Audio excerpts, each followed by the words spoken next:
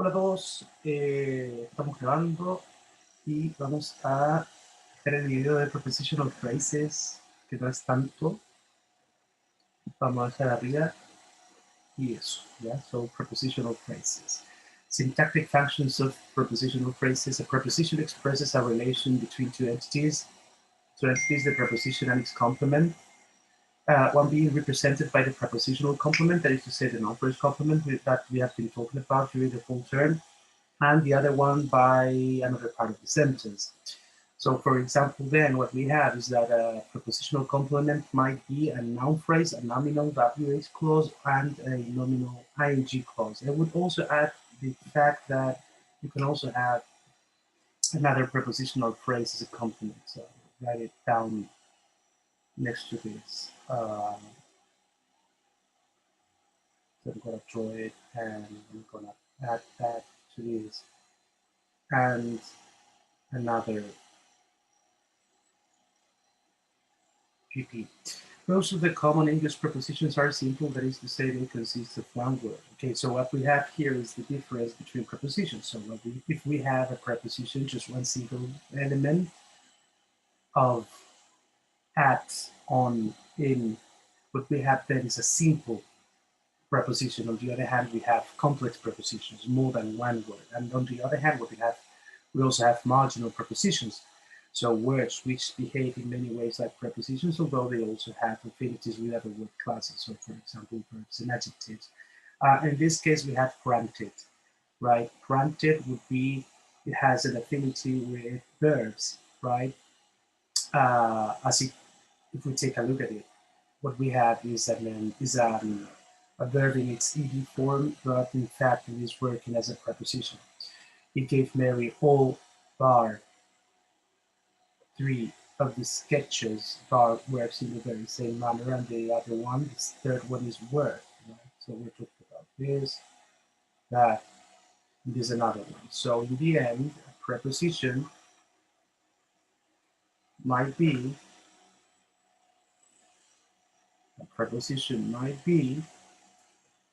or they can be simple, complex, or marginal. Okay? Here's a list of some marginal prepositions with verbal affinities. So it's basically a full list of it, right over there. I won't say much about that. Regarding, be careful with that. Concerning, according. Prepositional phrase then is a preposition plus its complement, and then we have a simple preposition, complex preposition, and another complex preposition, right? And here what we have, these are the complements, right? So in this case, it's a noun phrase.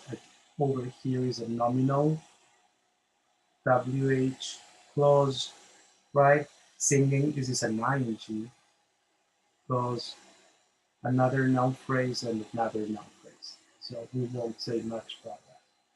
Syntactic functions. Prepositional phrases are usually encountered as a post modifier inside of a noun phrase. We already know that for quite a long time.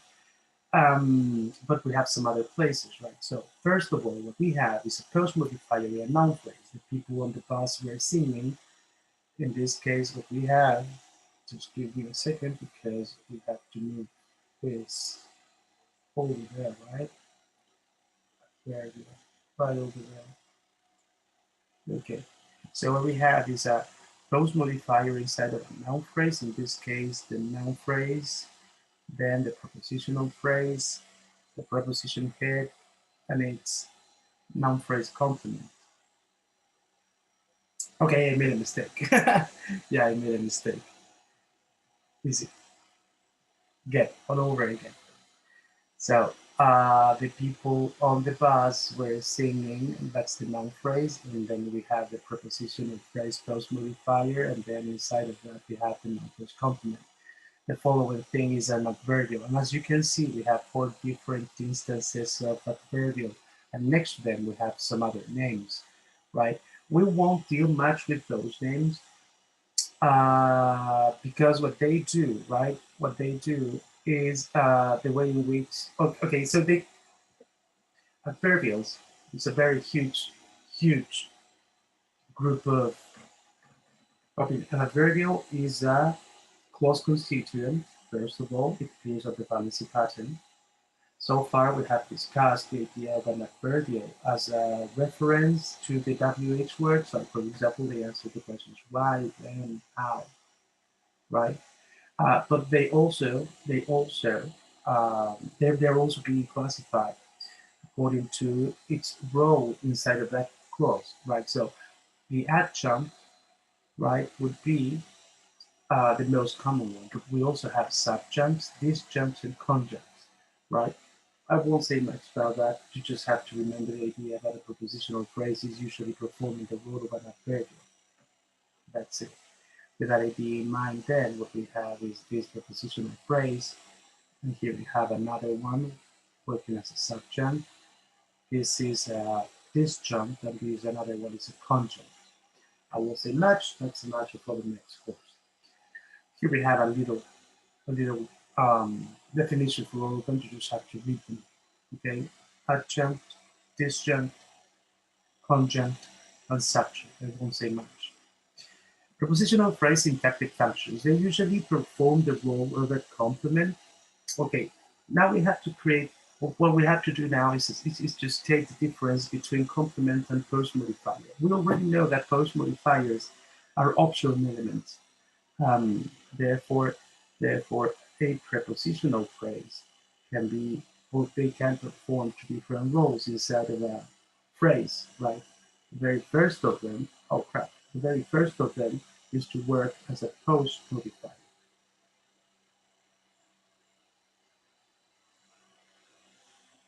That is to say, as something optional, which can be erased.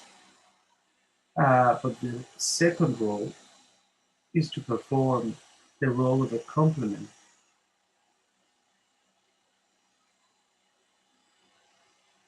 That is to say, as something obligatory. Right? As something obligatory. Just give me a second because this thing is getting very slow. So what we want to do is doing this. Perhaps I will save some RAM memory. Therefore, this would be smoother than the other version. I think this is smoother.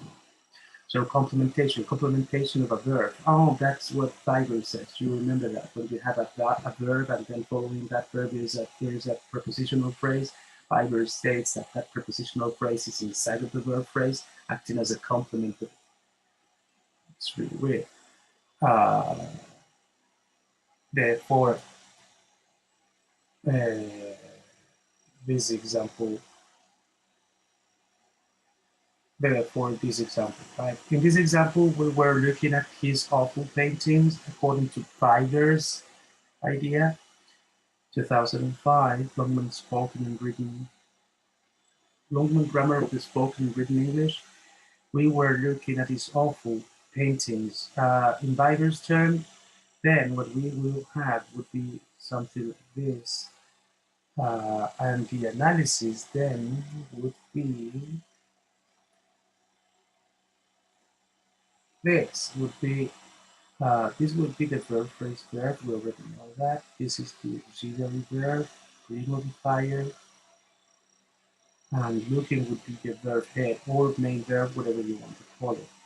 Then next to this, inside of the very same verb phrase verb, we will have the prepositional phrase acting as a complement, as an obligatory element. And then you just have the normal canonical analysis. Noun first complement, and then you have this determinate pre-modifier. Awful is an adjective, pre-modifier, and then finally paintings. Okay, so remember in verb phrases, Biber says, or Biber has stated, the possibility for prepositional phrases to be considered as complements. In adjective phrases, it might also happen. This is easier, I think, or not easier, but I think what we have here is something more common, I would say, common. In this case, this adjective phrase acting as a subject complement. How do I know that? Because of the presence of the verb be, right? Therefore, the adjective head sorry is being complemented by the prepositional phrase for his parents. In this case, is a complement, right? And inside of that, we will have the preposition head and the noun phrase complement uh, with the determiner premodifier and the noun head. Be very careful to add all the appropriate parentheses, okay? Now, a preposition. There are several points of similarity between prepositions and other word classes and constructions in English. Therefore, central prepositions cannot have as a complement that clauses, infinitive clauses, subjective case form of a personal pronoun. What we're doing here is saying, okay, there are some things called central prepositions, okay, and these central prepositions, they are basically being complemented by noun phrases. Therefore, if there are central prepositions, there should be others, right? Because we're making this difference. In this case, in this case, in this case, he was surprised at that she noticed him. Did you see that? Did you just say that? Right? This, it sounds really weird. Yeah, the very same with this another one. He was surprised at to see her. It's really, really weird. Or the other one, he was surprised at she. Just let's say that. That clauses can often become in effect prepositional phrase complements through the use of an appositive construction with a general noun such as fact. Therefore, is considered to be a clumsy expression. They convinced him of the fact that they needed more troops. Okay? So in this case, you can have that nominal clause acting as a prepositional complement of the fact that they needed more troops. So we have the prepositional phrase, right? Right? The prepositional phrase. Then inside of this prepositional phrase, what we have is um, the analysis of the fact that, right? Now, if you think a little bit about this, what you're doing, in fact, is doing the very same analysis, preposition head, and then because you added this clumsy expression, the fact, right? The fact, what you're doing is a noun phrase complement, right? Because fact is a noun, right? Therefore, you're just doing the very same stuff as always before, and then you just create the analysis for it. The fact, and then we have that nominal clause post modifier, right? Nominal clause, I would say, is a complement because if I say they convinced him of the fact, which fact? The fact that, right? Therefore, it is not that optional. I think it's more obligatory. I will just add it as a complement. And then what you have is basically the same analysis as always. I won't do it because you already know it, right? Prepositions, conjuncts, and verbs. Prepositions and conjuncts. Do you remember that? Conjuncts. Coordinators, subordinators. Prepositional phrases and conjuncts have a relating or connecting function. That is true. What we're doing with a preposition then is making this link, right, between any given structure before that and any other given structure after that. But we have certain rules, right? What we have after the preposition is another noun or something quite related to a noun. I would say something like a nominal expression of any kind. So, for example, if I say the day when she arrived, right, in that example, in this example, what we have is a noun phrase, right? And then inside of it, we have this subordinate clause, a W8 subordinate clause, which you arrive with the noun phrase and the verb phrase, right? In this case, we're using this when, a conjunction, as the linker between they and the rest of the sentence, right? In this case, it's a sentence, but we're using when as a linker, as a linking device. The day of their arrival works in the very same way, right? Therefore, of is being used as the linking device between these two elements, right? In the same way as when is being used to link these another two. In certain cases, the same word can function both as a preposition or as a conjunction. The day before she arrived, the day before her arrival. So how do we know whether we're dealing with one and not the other? Basically because of its complement. The day before she arrived, if you take a look at it, okay, that's a noun phrase. The day before she arrived. And we know this is something else. This is added to the day, right? Now I'm going to take a look at the complement. She arrived, and I can see a subject and a verb, therefore a clause. Therefore, before would be considered to be a conjunction because it is linking a clause to a phrase, right? On the other hand, what we have is the day before her arrival. In this case, we also know that before is linking her arrival to the day. And in this case, before is a preposition. How do I know that? Because after that linking device, what we have is a noun phrase. Therefore, it is as a consequence or as a result, it is more, or it can be closely related to a canonical prepositional phrase. And that's the way in which you can differentiate.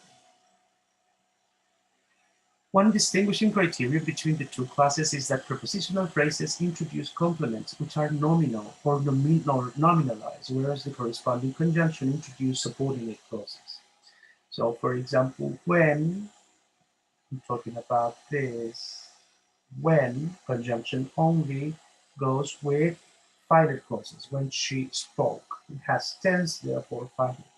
With non-finite clauses, when speaking doesn't have tense, therefore non-finite.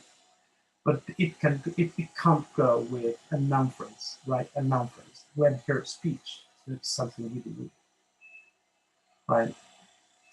After conjunctional preposition, and you can do whatever you want. And by is just a preposition, therefore you just cannot have finite clause, but you can have a non-finite clause. So this is impossible, and this is possible.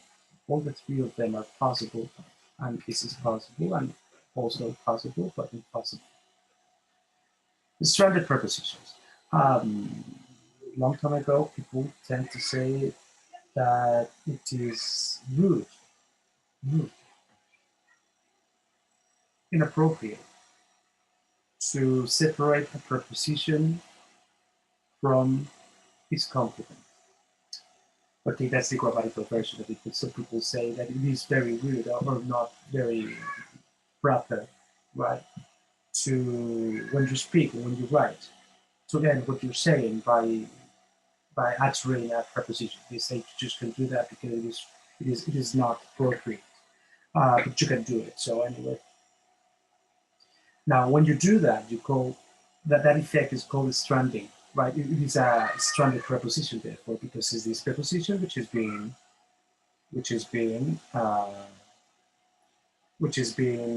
separated from its complement. So in this case, what was she referring to is a stranded preposition. The question is, true is the preposition, but where is its complement? The complement is what, right? So what you're doing, in fact, is separating this preposition from its complement, right? And here you have some other examples of stranding. WH interrogatives, relative clauses, another relative clause, indirect WH interrogatives, passives, and infinitive complement. Preposition is stranded. When a preposition is the complement of a verb, the stranded preposition may occur before or after the prepositional phrase. Okay, let's take a look at this. He's the friend I went to the march with. Oh, this should be weird. Let's take a look at it. He is the friend I went to the march with. So it says that when a preposition is the complement of a verb, therefore there's the verb and next to that there's a prepositional phrase. The stranded preposition may occur before or after the prepositional phrase. He is the friend I went to the match with. I went to the match with a friend. I went to the match. I went to the match with a friend. I went to the match with a friend. I went to the match with a friend, and then you move it, right? Okay, that's the one version, and here we have the other version. He's the friend I went with to the match. You see, so with, you're moving it. If the context allows for ellipses, a reduced WH expression may consist simply of a WH word stranded preposition. We're going on holiday next week. Oh, where to? Where are you going to? Right? And then going is omitted, elided, erased. And that's it. And that's it. Okay. Later on, there's something about Harrison column, and they're saying basically the same idea.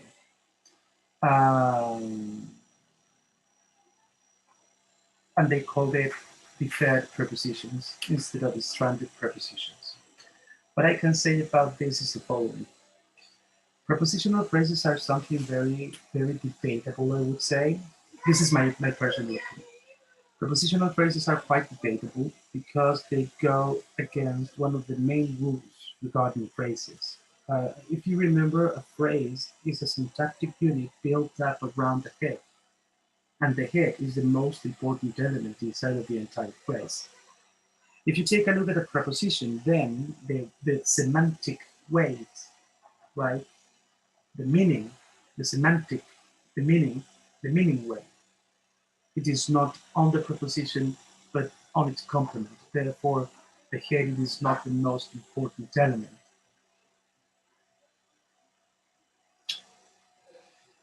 Therefore, it goes against. Some grammarians have stated the fact that prepositions are closely related to linkers, and the main linkers are conjunctions, as this PPT is showing. Therefore, the question is then, why do we need prepositions then? Or why are we analyzing prepositional phrases in this way and not in any other? Well, because it is not that simple. One of the things that we're not saying in this slide is the fact that I'm going to write it down at the very top of it. Prepositions or preposition heads can be pre-modified by determinants. So you can have this, right? Example.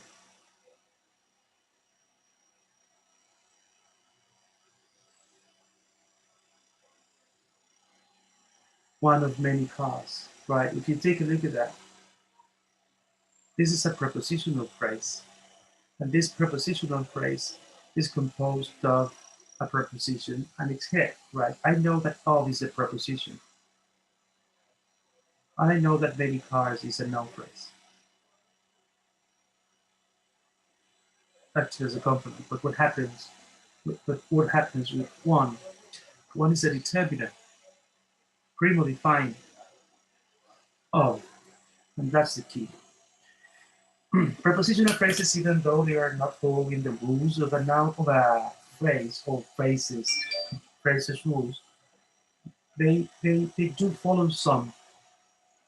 Uh, for example, heads can be pre-modified, right? In the case of a preposition head can be pre-modified by a determiner. Therefore, what you have there is a relationship which is consistent with some other relationship we can encounter in many other phrases.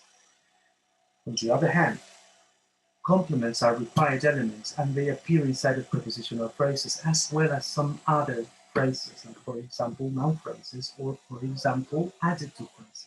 So in a way, a prepositional phrase is there because it, it shares certain similarities with some other phrases, even though the semantic weight of its head it is not as representative as the ones we can encounter in the rest of the phrases, right?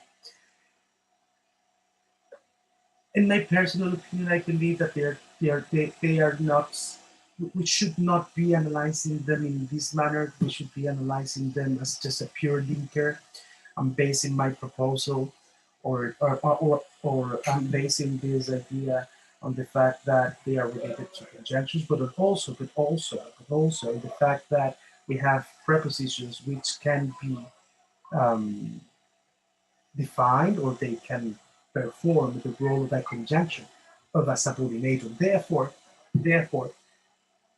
in my analysis, if I can create my own grammar, a grammar of my own, I would state that they are just a kind of subordination and not a kind of phrase-related element. And that's it, guys. Prepositions. Take care.